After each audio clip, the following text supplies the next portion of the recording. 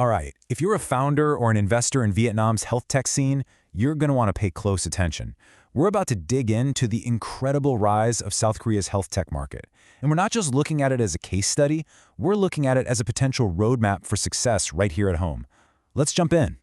So let's start with a big number, $2.78 billion. That is the projected value of South Korea's smart healthcare market by 2032. It is a massive, massive opportunity, and we're about to break down exactly what's driving it and where the real action is. Here's how we're going to break it all down. First, we'll size up the K-HealthTech opportunity itself. Then, we'll take a look at the investment landscape. Where's the money flowing? After that, we're going to put two specific business models under the microscope. And finally, we'll connect all the dots and talk about what this means for Vietnam.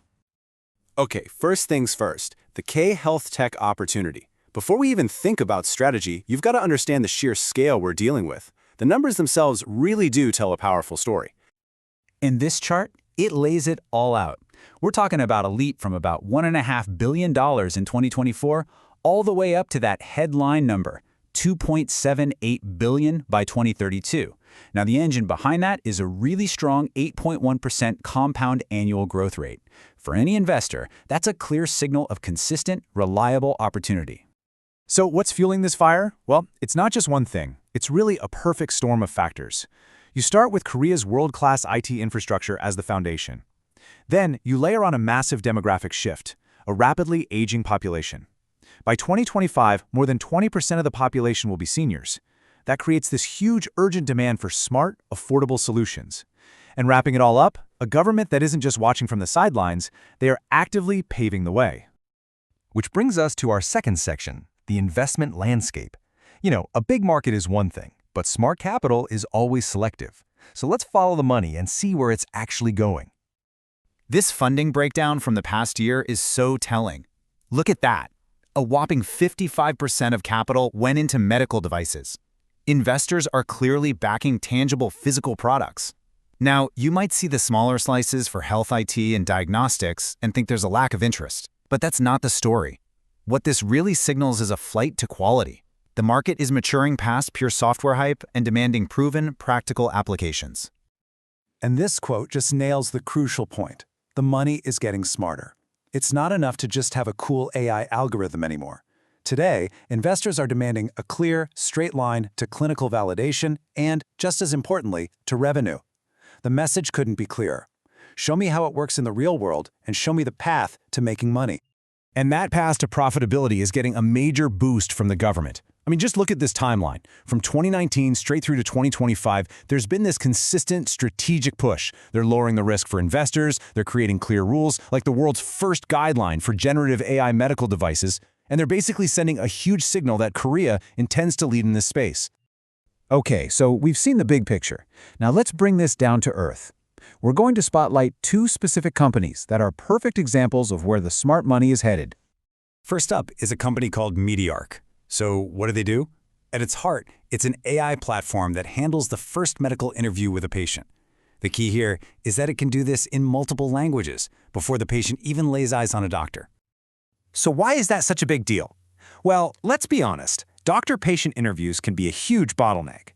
They take up a ton of time, they can be inconsistent, and when you throw in a language barrier, well, the risk for misdiagnosis shoots way up.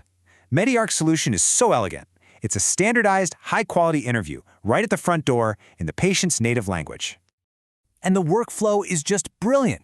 The patient simply talks to the AI, then powerful natural language processing maps everything they say into precise clinical terms. The system then generates a perfect, clean summary that the doctor can review before the appointment even starts. It's just a masterclass in efficiency. And the proof is in the numbers. A 60% reduction in consultation time. For an overstretched hospital, that is a total game changer. Over 8,000 consultations for foreign patients in the first year alone shows you how badly this was needed. And a 95% reuse intent? That tells you the product is not just effective, it's something people actually like using. That's real traction. All right, our second model to watch is Withdical. They're playing in a totally different sandbox, medical tourism. But they're not just a booking site. Think of them as the end-to-end conductor, orchestrating the entire journey for a foreign patient coming to Korea for care. The problem they're solving is friction, a whole lot of it.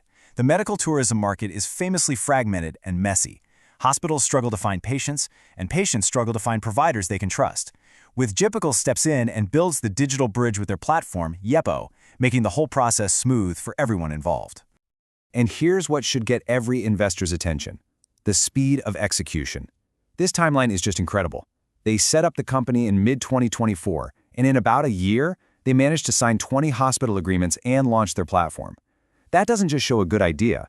It shows an aggressive, impressive ability to go out and capture a market. Okay, so we've talked a lot about Korea. What does this all actually mean for Vietnam? This is the final piece of the puzzle, the big takeaway for founders and investors looking at the opportunities right here. And this quote right here is the core thesis of this entire briefing. The genius of these Korean models is how practical they are. This isn't science fiction. These are workflow-ready solutions. And the problems they're solving? Overstretched hospitals, communication gaps, managing medical tourism. Do those sound familiar? They should. They are the exact challenges Vietnam's healthcare system is facing today. Let's just put it side by side. It couldn't be clearer. You take a solution like Mediark, and it's a direct answer to Vietnam's strained hospital capacity and communication gaps. You take a platform like Withdical, and it provides the exact infrastructure needed to manage and capitalize on the growing flow of medical tourists. The mapping here is one-to-one.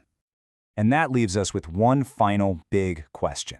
We've seen the market, we've seen the investment logic, and we've seen two proven models that solve critical needs. So as Vietnam's healthcare system continues to accelerate, the question really isn't if these problems will be solved, but who will solve them.